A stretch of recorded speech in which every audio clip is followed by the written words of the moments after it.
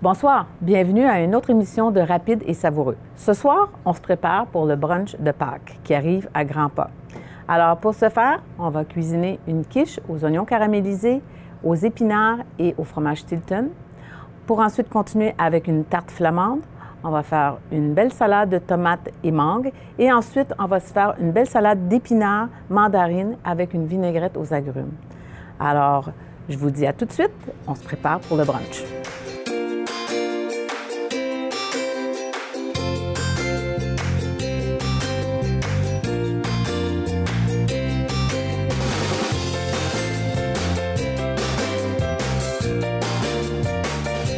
Alors, on va commencer l'émission avec la quiche. La quiche qui est vraiment un aliment extrêmement avec lequel on peut faire toutes sortes de choses. Pour l'occasion, j'ai décidé de faire quelque chose de vraiment différent de ce qu'on connaît. Alors, on va se faire une quiche avec fromage Stilton, épinards, oignons qu'on va caraméliser. Et on va mettre dans un fond de tarte. Moi, ce que j'ai fait, c'est un fond de tarte de quiche qui est déjà prêt, que vous pouvez acheter soit chez le traiteur ou en épicerie. Vous pouvez toujours utiliser aussi des fonds de tarte ou prendre une pâte feuilletée que vous allez tapisser dans le fond d'un moule à quiche. Alors, on commence par les oignons. On va caraméliser les oignons. Pour ce faire, on va prendre de l'huile d'olive dans notre poêle bien chaude. Un peu d'huile d'olive. On va les mettre à confire pour qu'ils deviennent tout transparent. On se met nos oignons. Toujours sel et poivre.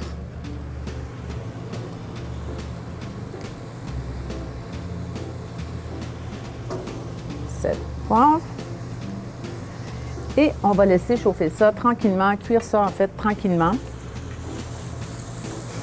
de façon à ce qu'ils deviennent transparents, pour ensuite les caraméliser et les déglacer au vin rouge. On laisse cuire ça. Pendant ce temps-là, on va préparer nos épinards. J'ai ici des épinards frais. Ça pourrait aussi très bien être des épinards congelés que vous allez dégeler, que vous allez bien essorer par contre pour enlever l'eau qui est contenue dans les épinards congelés. Alors pour ce faire, pour les cuire, un épinard frais, on ne met pas ça dans l'huile parce que ça va garder tout le gras à l'intérieur de la feuille. On va mettre tout simplement un peu d'eau dans une poêle comme ça. On va venir mettre un peu d'épinards. L'épinard, c'est quand on le cuit, ça rapetisse énormément. Alors, on est mieux d'en mettre un petit peu plus que moins. On va assaisonner toujours.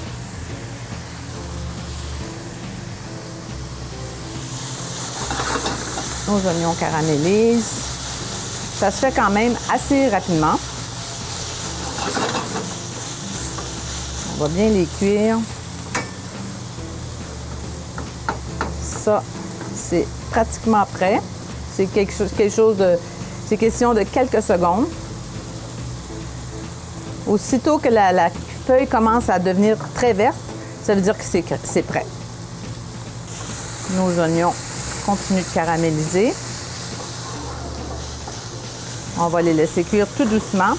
Et pendant ce temps-là, nous, on va faire le mélange de crème et fromage Stilton qui va faire l'appareil, qui va faire que la quiche va se tenir. Évidemment, avec des œufs. Alors, on va prendre le chaudron.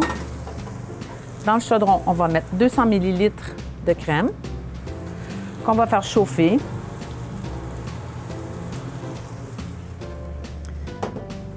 Lorsque la crème sera chaude, on va ajouter le fromage bleu.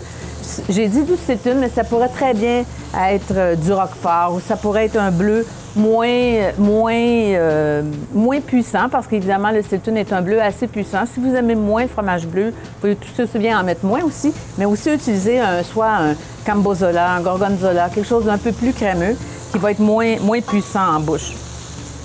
Mais vous allez être surpris de voir que finalement, dans cette préparation-là, le fromage bleu ne ressort pas tant que ça. Ça vient juste donner un bon goût à la quiche.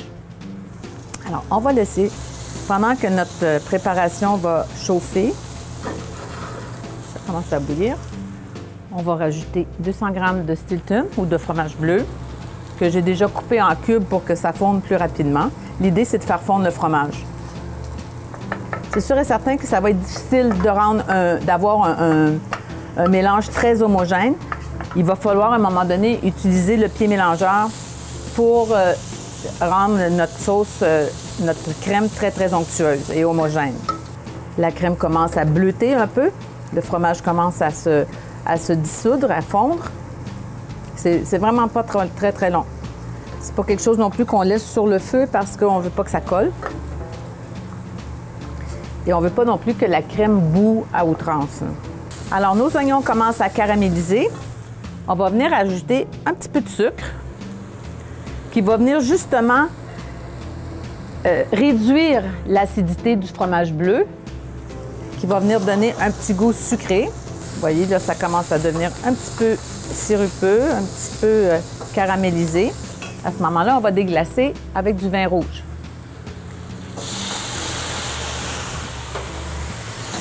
Et on poursuit la cuisson jusqu'à temps que le vin soit complètement évaporé. C'est-à-dire, on appelle ça réduire à sec. Alors, on réduit à sec, c'est-à-dire qu'il n'y aura plus de liquide dans les oignons, mais tout le goût du vin va être absorbé par l'oignon. Alors, ça nous fait vraiment... C'est parfait. On va mettre un peu de poivre.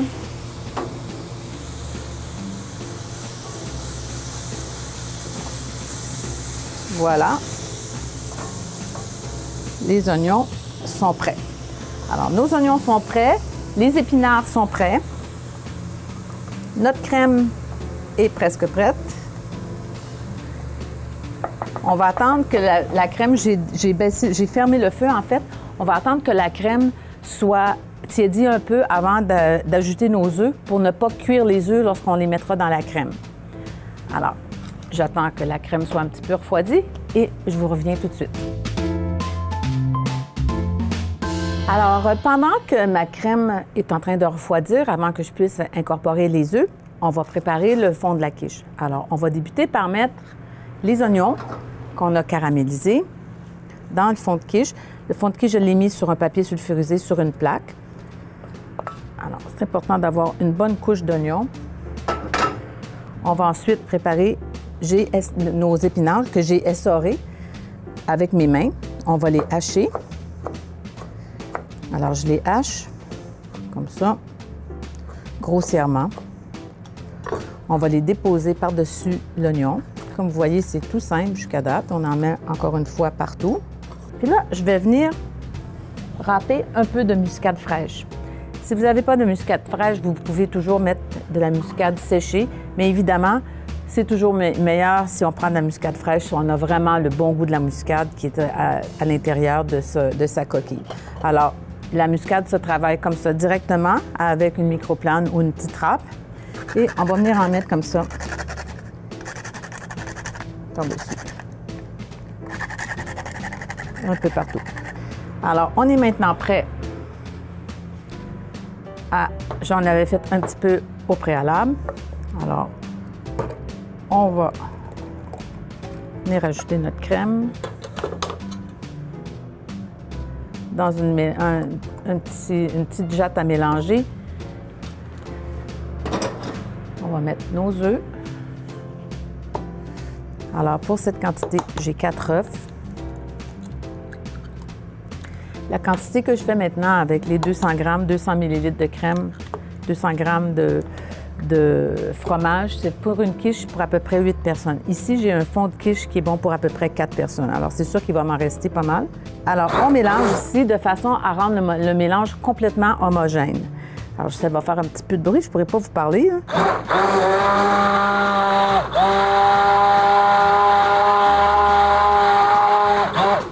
Voilà.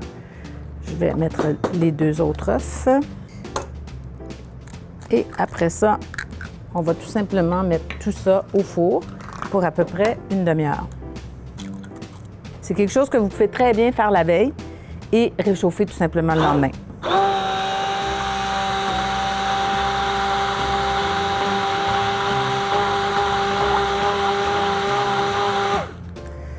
C'est important de bien mélanger pour pas qu'il y ait de gros morceaux de fromage bleu qui restent, parce qu'à ce moment-là, ça pourrait être un petit peu moins agréable. C'est vraiment une crème de bleu et non pas des morceaux de bleu qu'on met dans une quiche. Alors, on va tout simplement déposer notre appareil d'œufs, fromage, crème par-dessus les épinards. Et on envoie ça au four pour, comme je vous dis, une trentaine de minutes, jusqu'à temps que la croûte soit bien dorée. Alors, pendant que notre quiche est au four, on va pouvoir continuer avec notre tarte flamande. Une tarte flamande qui est une spécialité alsacienne. C'est un genre de pizza, en fait, mais qui n'est pas une pizza. On appelle ça une pizza blanche, qui est faite à base de crème sûre, oignons, lardons, romarin, fromage brie. Alors moi, j'ai utilisé comme base, on peut prendre, vous pourriez très bien prendre une pâte à pizza très fine. Vous pourriez prendre un pain pita. Moi, j'ai choisi un pain naan parce que je trouve que le pain naan a une consistance qui est vraiment agréable, qui est très moelleux. Alors, j'aime faire les tartes fines sur le pain naan. Alors, vous allez voir à quel point ça aussi, c'est une préparation qui est vraiment tout à fait simple, qui peut être faite la veille et cuit seulement que la journée même. Alors, on va tout simplement sur notre pain naan mettre une portion généreuse de crème sûre. C'est sûr et certain que c'est Pâques, on ne pense pas aux calories. Ça, c'est certain. Alors, on en met partout. Je pense qu'on va toute la mettre, finalement, à bien y penser.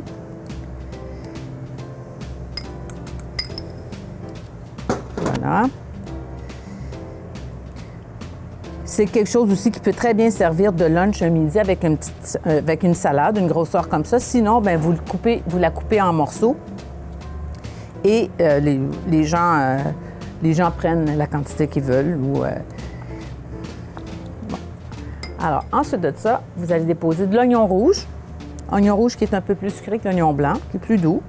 Alors, je l'ai tranché vraiment très fin pour qu'il puisse cuire au four lorsqu'on va mettre la pizza au four. Alors, on en dépose un peu partout. C'est ça qui va donner un bon goût à notre tarte fine. Alors, il y a des morceaux qui sont un petit peu plus gros, mais je ne veux pas les mettre. Alors, on couvre bien notre pizza, notre tarte, sans complètement couvrir. On veut encore voir la crème sûre. Ici, j'ai du bacon et petits lardons que j'ai vraiment coupé extrêmement fin, comme vous voyez, pour que justement la tarte va tellement être très peu longtemps au four, il faut que le bacon ait le temps de cuire. Si on met des morceaux de bacon trop gros, alors ils n'auront pas le temps de cuire comme il faut. Alors, on va en mettre un peu partout. Voilà. Que c'est assez. Ça va vraiment venir donner un très, très bon goût à cette pizza. On va bien poivrer. C'est important, c'est une étape très, très importante. On ne va pas saler parce que le bacon déjà est salé. Alors, on poivre bien ça. Et on va mettre tout ça sur un papier sulfurisé, encore une fois, pour à peu près 15 minutes, jusqu'à temps que les oignons commencent à caraméliser, à noircir un peu et que le bacon soit cuit. Alors, on va maintenant débuter nos salades. La quiche est au four ainsi que la tarte fine. On va débuter nos salades. On va commencer avec la salade de tomates et mangue. C'est important d'avoir une mangue bien mûre. Ça, c'est très, très important. Goûtez à la mangue quand vous la coupez. Assurez-vous du goût, qu'elle ne soit pas trop amère parce que votre salade sera vraiment moins réussie. Alors, j'ai coupé des tomates en morceaux, pas en dés, mais en cubes, en morceaux, là, une bonne bouchée.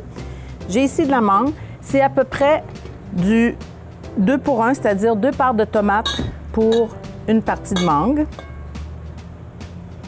Ça. On va mélanger tout ça. Ici, la mangue est très mûre, alors c'est sûr et certain que notre salade va être délicieuse.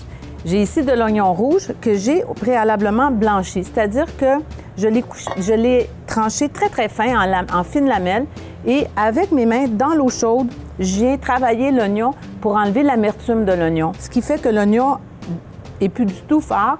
On ne goûtera pas l'oignon, il va être beaucoup plus digeste aussi, surtout dans une salade quand il est mangé cru comme ça. Alors, on va mettre quand même de l'oignon, une bonne quantité parce que ça fait partie de la salade. Et on mélange tout ça. On va saler, poivrer. On va poivrer comme il faut. four généreusement. On va mettre, c'est tout simple comme vinaigrette, c'est de l'huile d'olive, une partie d'huile d'olive pour une demi-partie de vinaigre balsamique. Et ça, si on l'aime un peu plus vinaigré, on en rajoute un peu. Mais c'est vraiment une salade toute simple à faire, qui est très colorée, qui est très printanière et qui va plaire assurément à tout le monde. Et comme fine herbe qu'on va mettre là-dedans, c'est de la coriandre. Alors, on va hacher la coriandre. Grossièrement. On va mettre, si les gens aiment, si vous n'aimez pas la coriandre, vous pourriez très bien remplacer avec du basilic, qui ferait aussi très bien dans la salade. Alors, voyez la belle couleur que la salade prend. Il ne nous reste plus qu'à goûter. Toujours très important de goûter pour s'assurer de l'assaisonnement. On va rajouter un peu de sel, un peu de vinaigre et du poivre frais. Et ça devrait être quand même pas mal. On mélange tout ça. Idéalement, si vous la faites le matin ou si vous la veille, je ne vous conseille pas, mais si vous la faites le matin plus tôt, moi, je vous conseille fortement de la mettre au frigo, évidemment, mais au moins 1 heure avant le repas, sortez-la parce que la tomate froide, c'est tellement moins savoureux qu'une tomate qui est à température pièce, ainsi que la mangue. Alors, vous sortez votre salade, inquiétez-vous pas, ce sont des fruits, alors il n'y a aucun danger, vous pouvez la déposer sur la table, elle va devenir à la température ambiante et elle va être beaucoup plus savoureuse. Alors, on est maintenant rendu à la dernière étape pour notre salade d'épinards. Encore une fois, une recette toute simple, toute facile, qui va prendre 5 minutes, mais qui va vraiment faire un effet sur vos invités.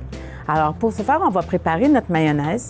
La mayonnaise qui est plus une sauce qu'une mayonnaise. C'est fait à base de mayonnaise. On pourra mettre les quantités sur le site. Alors, on va mettre un peu de mayonnaise. On va mettre de la crème sûre qui va venir donner vraiment une très belle onctuosité à notre sauce. On va mettre une petite pointe de Dijon. La Dijon, en passant, est probablement un des ingrédients les plus performants en cuisine. Quand vous avez une sauce qui manque un peu, vous vous dites « Ah, je ne sais pas qu'est-ce qui manque à cette sauce-là, il me semble que ça goûte rien ». Mettez une pointe de Dijon dans vos sauces, quelle qu'elle soit, et vous allez voir, ça fait grandement une différence. Alors, on a mis notre moutarde de Dijon dans notre mayonnaise avec la crème sûre. On va venir rajouter du jus de citron parce que ça se veut une sauce aux agrumes. Alors, on va mettre un peu de jus de citron. On va brasser tout ça. Alors, avec un fouet, évidemment. On va rajouter, c'est une salade d'épinards à mandarine. Comme je vous dis, les mandarines sont des mandarines en boîte. Ce que j'ai fait, c'est que j'ai gardé le jus des mandarines et c'est ça qui va venir allonger la mayonnaise ici, le jus d'agrumes, qui va venir donner en même temps un bon petit goût sucré à la sauce. On va venir ajouter du sel et du poivre, toujours. Très important d'assaisonner. Il manque du jus d'agrumes, du jus de mandarine. Et de toute façon, notre mayonnaise était un peu trop épaisse. Alors, on va rajouter du zeste d'orange. Zeste d'orange que j'ai râpé au préalable avec une petite râpe, micro râpe.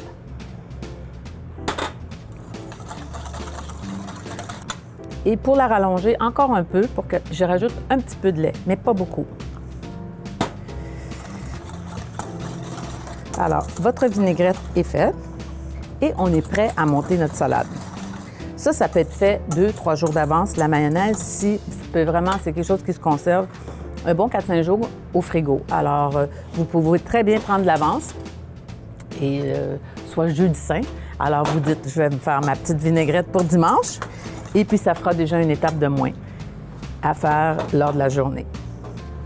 Alors, cette salade-là, c'est pas une salade qu'on brasse. C'est vraiment une salade qu'on dépose sur un plateau qui est creux, mais pas un bol. Alors, on va tout simplement déposer nos épinards. Vous allez voir comme c'est joli en plus. C'est vraiment une belle pièce au centre de la table. on va venir mettre des mandarines un peu partout parce que c'est épinards et mandarines. Alors, la mandarine est vraiment partie intégrante de cette salade-là. On va venir mettre du poivre rose. Poivre rose ici qui vient en belle baie comme ça. On ne va pas le mettre entier. Ce qu'on fait, c'est qu'on fait juste l'écraser comme ça entre nos doigts. Ça fait comme une belle petite poudre rouge sur notre salade. Le poivre rose n'est pas un poivre qui est piquant, c'est vraiment un poivre qui est parfumé, qui est délicieux. On a ici des pacanes que j'ai au préalable passées au four pour les griller un peu. Quand on grille une noix, ça dégage tout le parfum, toute l'huile de la noix sort, ça dégage beaucoup, beaucoup de parfum et c'est de beaucoup meilleur à une pacane qui n'est pas grillée. Alors, on va en mettre un peu partout. Ça pourrait être des noix de Grenoble, mais moi, je trouve que le goût de la pacane avec ça est beaucoup plus intéressant parce que la pacane est un peu plus sucrée que la noix de Grenoble qui est un peu plus amère en bouche. Alors, voilà. Et étant donné que ce n'est pas une salade qu'on brasse, c'est une salade sur laquelle on va déposer la vinaigrette. Ce que je suggère, c'est de déposer un peu comme ça par-dessus la salade et de mettre dans un petit saucier la balance de la sauce et les gens, à ce moment-là, pourront en mettre à leur convenance dans leur assiette. Alors, voilà. La quiche est pratiquement cuite et il nous reste à terminer la tarte fine. Alors, je l'ai sortie du four. Comme vous voyez, les oignons ont commencé à noircir un peu. Le bacon a cuit. Alors, ce qui fait que notre temps de cuisson est correct. Ça a pris à peu près une quinzaine de minutes. On va rajouter pour terminer du romarin. Encore une fois, qu'on va hacher grossièrement. On n'en mettra pas beaucoup parce que c'est, comme je vous disais tantôt, c'est quelque chose qui est assez puissant. On va en mettre un petit peu comme ça sur la tarte fine, sur la tarte flamande en fait. Et on va venir ajouter des morceaux de brie pour rendre ça un peu plus diététique. Alors, on va venir mettre des belles lamelles de brie comme ça. On ne se gêne pas. Là. Et une troisième. Et on va remettre ça au four pour 5 minutes. Jusqu'à temps, en fait, l'idée, c'est uniquement de faire fondre le fromage. Alors, on met ça au four et on termine nos salades et on se met à table. Voilà. On va décorer avec un beau bouquet de coriandre, étant donné que c'est l'herbe qu'on a utilisée. C'est bien toujours de faire un rappel avec l'herbe qui est à l'intérieur de la salade. Que ce soit une salade, que ce soit une sauce, que ce soit n'importe quoi. C'est toujours bien de garder la même idée et de faire un petit rappel du goût qu'on va retrouver à l'intérieur du plat. Alors, on décore ça comme ça. On dépose ça sur la table. Ça va continuer à tempérer. Alors, on va maintenant terminer cette belle salade d'épinards mandarines. Avant de terminer, on va rajouter un petit peu de bacon qu'on a cuit jusqu'à temps qu'il devienne croustillant. On l'a haché finement, on l'a cuit dans une poêle et on va venir déposer ça généreusement sur le dessus de la salade. Ça va venir donner un petit goût salé et faire en sorte que la salade va être un peu sucrée-salée. On est tout le temps content de ces différences-là. Pour mettre un peu de couleur, ici, j'ai des belles mûres. On peut venir déposer. C'est le printemps, c'est Pâques. Alors, on s'amuse avec la décoration. Des petites tranches d'orange ou deux. On va faire une petite entaille comme ça. Et on va venir décorer notre salade. Ça. Et comme ça. De façon à donner un petit peu de hauteur, même si elle ne veut pas. On va lui donner un peu de hauteur comme ça. On dépose ça sur la table. On met le restant de la sauce à côté de façon à ce que nos invités puissent se resservir s'ils le désirent. Et on s'en va rapidement chercher la quiche et la tarte fine. Alors, on est maintenant prêt à passer à table. Notre tarte fine, alors vous voyez, quelques minutes, 4-5 minutes au four et le brie a fondu, le romarin a rendu toute sa saveur. Ça sent très, très bon, ça sent le lardon, ça sent vraiment extraordinairement bon. Et notre quiche est prête aussi. Elle a atteint une belle couleur dorée. Le centre est ferme, mais en étant encore moelleux, ce qui signifie qu'elle est prête. Alors, on est prête à tout mettre ça sur la table. On va la couper.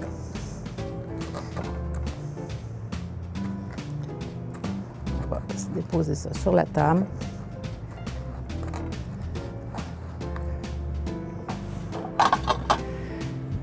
Voilà. On aurait pu la couper en 4 aussi. Comme ça. On va se faire un petit peu de place parce que c'est quand même un grand buffet. Notre quiche est prête. On va l'enlever de...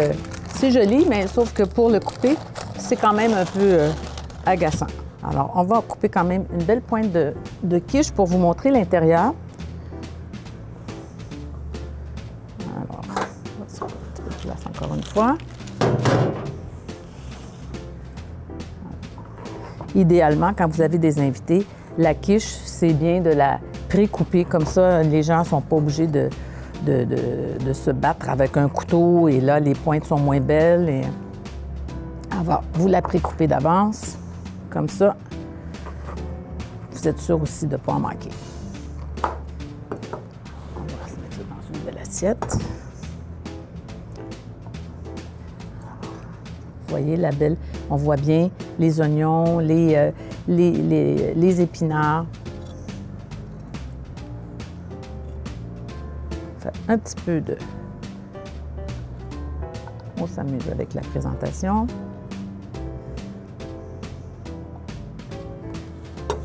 Alors voilà, notre repas est prêt. On a nos salades, nos 2 quiches, c'est-à-dire la quiche et la tarte fine. Et pour ajouter, j'avais envie de vous parler de choses qu'on pourrait rajouter sur un brunch de Pâques pour avoir un peu plus de protéines, de la viande. Alors, ce que j'aurais à vous proposer, vous pourriez toujours avoir un beau morceau de jambon, c'est toujours apprécié à Pâques. Ou encore, ce qui est très, très tendance, ce sont les planches de charcuterie comme ça. Alors ici, pour ce faire, c'est que vous avez besoin d'un pâté, 1 ou 2 pâtés ou des terrines, de belles terrines que vous allez acheter soit chez le traiteur ou dans les grandes surfaces. J'ai ici un saucisson lyonnais. Ça pourrait être un salami, ça pourrait être un saucisson de Gênes, ça pourrait être ce que vous aurez envie d'avoir. J'ai mis ici un peu de chorizo, une saucisse espagnole qui est très, très goûteuse, qui est bonne autant froide que chaude. Et j'ai mis ici un peu de prosciutto. On aurait pu rajouter un peu des petits morceaux de melon. J'ai un peu de moutarde, un confit d'oignon, on pourrait mettre des olives, on pourrait mettre des petits morceaux de fromage. Alors, tout ça pour dire que la planche à charcuterie, je veux dire, c'est quelque chose qui, dans le moment, est très tendance. Vous allez pâter la galerie avec ça. C'est quelque chose qui n'est pas compliqué à faire, en fait. Vous le faites avec des choses que vous achetez. Tout est dans la présentation, tout est dans les accompagnements de la planche de charcuterie et il y en a pour tous les goûts. Alors, c'est ça qui est bien parce que c'est varié. Vous pourriez ajouter aussi des olives ou des cornichons, ça serait aussi très bienvenu. Vous trouvez-vous une belle planche de bois comme ça et puis vous déposez vos choses comme ça, gentiment, et vous mettez ça au centre de la table. Ça fait une très, très belle décoration en plus. Alors, je vous souhaite une très joyeuse Pâques. J'espère que ça va vous donner le goût de recevoir, que vous allez avoir la famille autour de vous, que le lapin de Pâques soit généreux et je vous retrouve la semaine prochaine. Au revoir.